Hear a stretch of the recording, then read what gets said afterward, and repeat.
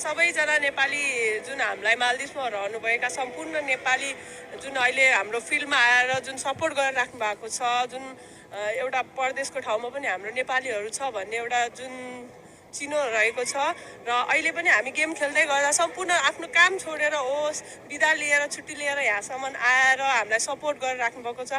हामी यो गेम जितेर सेमी फाइनल चाहिँ पुग्न सफल भएका छौँ र सेमी फाइनलमा हजुरहरूले यति अझ योभन्दा धेरै सपोर्ट पनि हामीलाई चाहिएको छ र अझै धेरै सपोर्ट गरिदिनु होला भन्ने म आशा लिएको छु। सम्पूर्ण हाम्रो जुन नेपाललाई सपोर्ट गर्न आउनुभएको फ्यानहरूलाई धेरै धेरै धन्यवाद दिन चाहन्छु। Thank you.